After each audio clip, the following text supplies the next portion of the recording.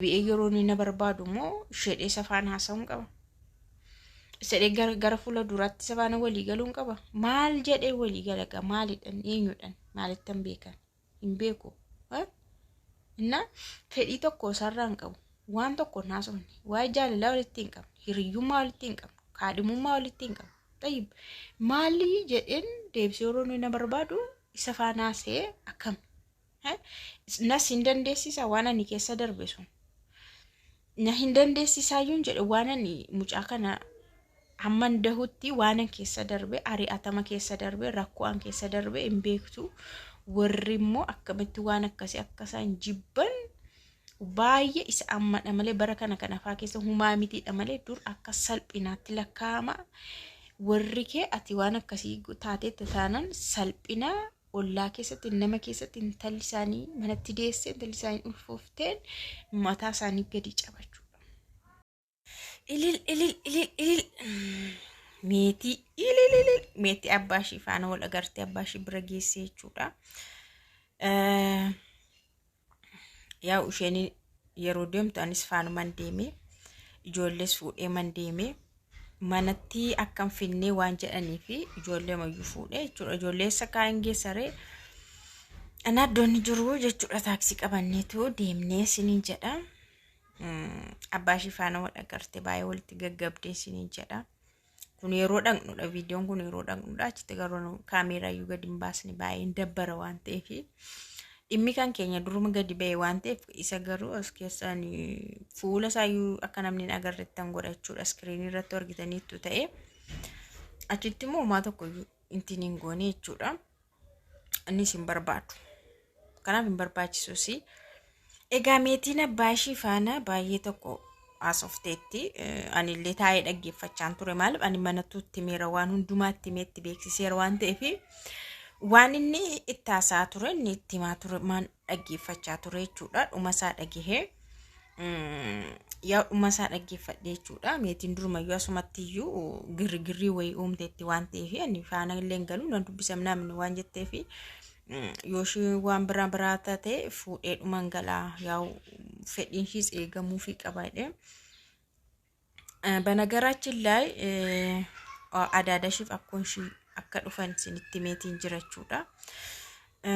Isaan isa abbaashi dhaqxee ma dubbistee inni deebi'een galuuti dhimma hojiitiif as dhufe malee ishee dubbisuudhaaf kan ishee fuudhee galu garuu akkoo ishee adaadaashiitidha.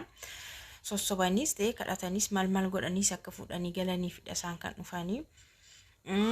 Kanaaf ani immoo isaanii manatti affeere jechuudha. Akkuma sinitti himee manatti isaaniin affeere yaa maatiidha waan ta'aniif torakkoon guddaan jiraate iyyuu ani isaan bira dhaquun koo waan hin oolle mucaa wal keessaa qabna meetii waan ta'eef isaanillee torakkoon kan biraa wayii jiraate dhufuun isaanii waanuma hin oolledha jechuudha. Walitti deemu waanuma jirudha.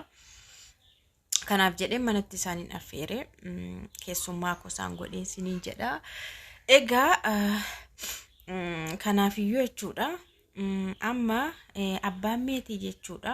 Amma yeroo haasee yeroo meetiin akka kana taatu ani galuu yeroo shin jette isa didduu bakka adduma tokkotti yookaan ani biyyatti deebi'een galuu jette. Bakka ani shuma biran ta'a shuma biratti na gargaarii waan hundumaa naaguuti akka abbaatti jetteen. Inni immoo maal naan jedha seetanii dura situ balleessee.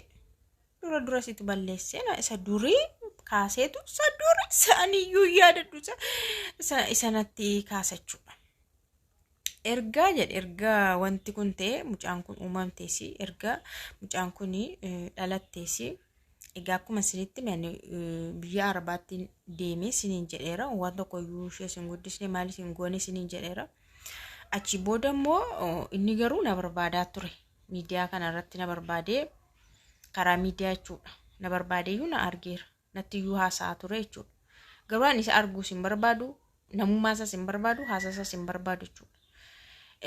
Yeroo inni natti haasa'u yeroo dheeraa natti haasa'u deebiilleen deebisuu fi miseejii isaallee banee hin laalu maal hin jedhu isa booda immoo isumayyuu waan hin barbaannee fi isuma arguuyyuu waan hin barbaannee fi ofirraa bilook godhee jechuudha. Erganii na arge deebiilleen deebisnee bilook keessa godhee jechuudha. Kanaaf yeroo sana otoo nafaan haasofteetta ta'e yeroo sana na dubbistee ta'ee erga deemtee yeroon si barbaade bilookii na gootee na barbaadee na faana haasoftee ta'ee mucaan kun akkanan taatu turteedha. Akkaminan mucaa kana walitti deebineeyyuu guddifachuu dandeenya turre. Garuu ati carraan kenninee erga ta'e booda maal goota ture carraan kenninee ati mucaa kanaafi. Mucaan akka dhalatte beekam dhalatte immoo deemte yeroon darbe garuu si barbaadeera asi barbaadaan ture. Achumaan iyyuu sin dhiisne. Bakka osoo na faana haasoftee ta'ee anillee abbaa mucaa kanaati atillee haadha mucaa kanaati wajjin iyyuu jiraanna turre mucaa keenya wal faana iyyuu guddifanna turre. Kanaaf riiskii amma kana iyyuu kan fide sidhanaan hin jedhu seetani. Dubbiin natti hin gargaarsu seetani. Maal jechuudha dirqama. Ana fakkeef yeroo sanaan isallee barbaade miti isallee jaalladhe miti isa waan tokko walirraa qabaanne miti wanti kun waan gowwomsaadhaan sinitti meerraa yeroo tokko yaadattu yoo ta'e viidiyoo haasee waan otoo hin beekin gowwomsaadhaan ta'edha malee yeroo sanatti waan walii galanii wal jaallatanii sin jaalladhana jaalladhuudhaan yookaas gara fuulduraatti gaa'ela godhannaa waan akkasii qubeellaa walii godhanii waraqata arganii waan akkasiitiin miti sinitti meeraan wantichi jechuudha. Innaa yeroo sana ndaam jaarsummaadhaan hafeeyyuu malee kissiin iyyuu deemee ture. Mucaan haa dhalattu mucaan fudhannaa ishee sin barsiisnaa. Maal jedhanii warri isaanii kun jaarsummaa erganii nama gurguddaa erganiitu kissii yookaan immoo akka underageedhaan inni hin kasasamne iyyuu godhan waggaa 18 gadi gudeeddiidhaan jechuudha godhan nama biyyaatti waan ta'eefis namoonni maal godhu mucaan kun hidhamee maalii mucaan haa dhalatu mucaan isaa dhalatu yookaan haa dhalattu waan dumaatti xowwaannaa gara fuulduraatti immoo yoo fedha ishii ta'e haa fuudhu jedhan. Jaarsoli yoo fedha ishii ta'e booda erga barsiisanii kaan erga barumsa barattee kaatee erga yoo fedha ishii ta'e iyyuu haa fuudhan mucaa immoo haa guddisan harkaa fuudhanii iyyuu jedhan. Namni jaarsolii gurguddaan akkasitti akka inni himatamne akka maal hin jenne maal nuunoo walumaadha namuma keenyadha wadhaniitu beektu gaa namoonni gurguddoon immoo akkamitti akka isaanii nama dubbii nama dhiisisan akka yeroo sana akkasitti hafe dubbiin kun yeroo sana akkasitti hafe ani immoo nan baqadhe jechuudha biyya baqadheen deeme sinitti meera amara deebi'eemaa waan sinitti mun qabu garuu akka yaadattaniif inni kana na yaadachiise jechuudha. Ergan deeme immoo taa'ee ka'ee na barbaada jechuudha. Na barbaada na arge kana gaa faanaas akkas isa faana walii galee haasasa faana jalqabee bakka waliin jiraannaa waan akkasii yeroo dhuftu bakka sin fuudha waan akkasii akkanaan jejjedhee taa'ee na eeguu fi kana barbaadee yaada akkasii qabatee natti bar'an immoo isuma arguun barbaadu innoo sana jechuudha. Nama si miidhe tokko nama hiriyaa kee keessaa si deebise tokko ati akkamittiin ilaalta? Kun ukkoo wal jaallattanii walii galtaniitu gidduu keessanitti rakkoon uumamee miti hin araaramnaa miti. Waan kun osoo hin beekin ati yaadne ati hin barbaanne waanuma gudeeddii dirqii akkasittidha. Kanaafuu yeroo sana too dhiistee wandumaa dhiistee nafaan haasoftee ta'ee atillee jireenyi keenya jeeqamu ture. Atis turtee biyya sana turtee waan hundumaa jijjiirtee haala jijjiirtee maal jijjiirtee yaada kee jijjiirrattee dhuftee jireenya kee kan biraa eegalattee. Anis yerooti bakka achumaan bilookii na gootu bakka anis jireenya mataa koo deemmachuu barbaaddachuu tan ka'e. Kanaafuu mucaa kana akka isheen rakkattu kan godhe akka isheen akkas olii gaddeemtu kan godhe sidha. Situ isheedha hiyyaanne situ taa'ee ka'ee hiyyaanne naan jedhe mataa naannisu seetan. Xayyibaa masa darbe maal faayidaa qabaan jedhen. Anamma inni darbe faayidaa tokko illee hin qabu. Ati jireenya mataa kee qabda anis jireenya mataa koo qaba. Amma wanta nuun haasofnu isa darbe osoo hin taanes amma jirru waa'ee mucaa kanaatidha. Waa'ee mucaa kana qofa. Kanaafan si argee mucaan kun gidduu waan jirtuu fi dirqama otoo nu waliin barbaadini mucaan kun walitti nu fiddee. Kanaaf mucaa kana haala mijeessuudha akkamitti akka barattu waan ishee barbaachisuudha malee isa baakii achas hin fidini wanti ani isheerra kanaan geessin jiru hin jedheen. Yeroo sanatti waan akkasii gara fuulduraa waan sammuun itti yaadu tokko illee hin qabu hin jedheenan. Kanaaf amma waa'ee akkasiin bakka baay'ee tokko wal muggunnee jechuudha dhugaa dubbachuudhaaf inni amma akka mucaan kana keessa maal kaa'u akka inni barbaade illee hin beeku namni kana haasa'u jechuudha. Meetii keessa maal sammuu ishee keessa akka kaa'u barbaade akka kana nafaan haasa'u iyyuu annaan galee mucaan teessee nu dhaggeeffatti. Bifa kanaan haasaa turre jechuudha garuu meetiin isa faana kana hundumaa haasofteetu akka ishiif adaadaa ishii biratti akka isaan fuudhanii galanii isheetti hime jechuudha. Amma isaaniin jiranii ba'aniiru. Innaa an amma waan kana keessatti baay'ee duubatti deebisee yeroo yaadu baay'ee tokko waan sabaqa sammuu kana dhukkubsee jechuudha haasaansa. Mee ani maalan balleesse akka yaada keessanitti? An amma maalan balleessee waa'ee kana gidduutti maalidha kan isin yaaddan? Ani wanti kun hunduu narra gahee ka'ee soo nama hin barbaanne nama hin beekne narra gahee ka'ee deebi'ee yeroo inni na barbaadu immoo ishee safaan haasa'uun qaba. Sedhe gara fuula duraatti safaana walii galuun qaba. Maal jedhee walii galaga maalidhaan eenyudhaan maalittan beekan hin beeku.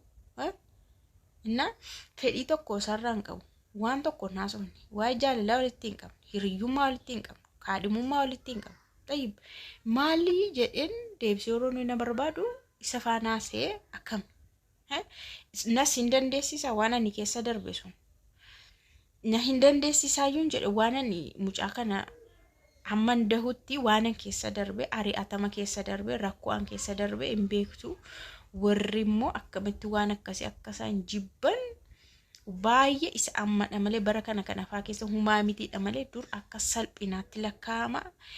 Warri kee ati waan akkasii taateetta taanan salphina ollaa keessatti nama keessatti intalli isaanii manatti deessee intalli isaanii ulfoofteen mataa isaanii gadi cabachuudha. Ana eessa akkan dhokachaa ture akkan yeroo sana olii gaddeemee mana fira fagoo baadiyyaa keessa dhokachaa ture anatu beekachuudha. Kun hundi amma ndaamtu amma ta'ee tu waan tokko godhama ta'e amma ture. Kan waan tokko godhee aarii gosa duriyyuu bahadhu jechuudha. Annama gubata hamma kanaa of keessaa qabu dhugaa dubbachuudhaaf yoo as keessa jiraattan yoo viidiyoo kana argitu ta'e shamarran durboonni waan akkanaa tasa sinirra geeratee rakkoosaa sirriitti beektu.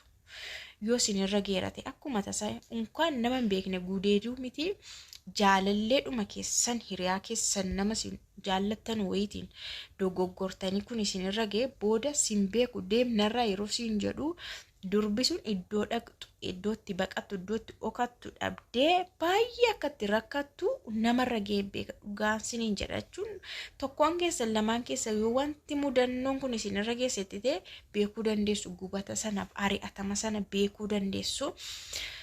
Warri kaanillee hin beektan isin humaa hin beektan waan ta'eef isiniin galusi garuu dhaggeeffadha. Innaa yeroodhaa booda garuu ari'atamtus maal taatus mucaan sun kanuma waan si keessa kaa'e waan ta'eef hin madhalatti yookaan hin dhalata. Yeroodhaa booda garuu namni mucaa sana barbaaduuf namni mucaa sana jaallatu baay'eedha. Amma meetii kana obboloonni isaa obbolootonni isaa hin fudhannaa asitti fudhannaa jitu baay'ee isaanii jira bara. Hin fudhanna warri jedhan jiru. Maaliif mucaa guddattee amma kana geessu eenyu jibba. Eenyu jibbaan jedhi araasii ammayyuu namni fuudhee guddifata bara ishee guddatte kanan guddifatanii kan ofii godhachuun maal nama rakkisa. Mucaan garuu huma didda'anumarraa bakka. Sijjammar haadha ofii caalaa eenyuyyuu namatti naanu sooressa haa ta'u maalii haa ta'u maal haa ta'u haati kee haadhuma keeti waan ta'e waan barbaadde yoo taate badduu yoo taate fokkistuu yoo taate si maa barbaadde haati haadhuma waan ta'eef haadha kee jaallaa humtu sitti naanu. Utuma waan barbaadde taate haadha kee caala humtu siin jaallatu si haadha kee caala humtu siin hubatu si anama meetii akkasitiin hubadhaan. Kanaaf kan iyyuu baay'ee amma immoo isheedhaaf ayyaade. Kana kan hin jedhe isheedhaaf yaadeen mucattiin kun guddataa jirti. Umuriinis dabalaa jira. Umurii wanti keessas galaarti waan ta'eef kana barbaacha waan baay'eetu ishee barbaachisa. Waanuma tokkoon akkan gowwomsamne hir'inni itti dhufee jedheeni amma abbaan ishee kun itti hawwaachuun illee waan tokko akka abbaatti bareedaadha gargaaruulee danda'a. Garuu ana faana immoo oddoo kana teessee waan tokko yorra gee rakkoodha jedheen malee kon ishee jibbee miti anaan ku baay'ee na fayyaddi dhugaa waaqameetiin waan baay'ee na fayyaddi ijoollee kana kan naa guddisaaru isheedha anayyuu kan na gargaaru isheedha waan baay'ee mana keessaa na gargaarti dhugaa waaqa akka durba guddootti hojii hojjetti so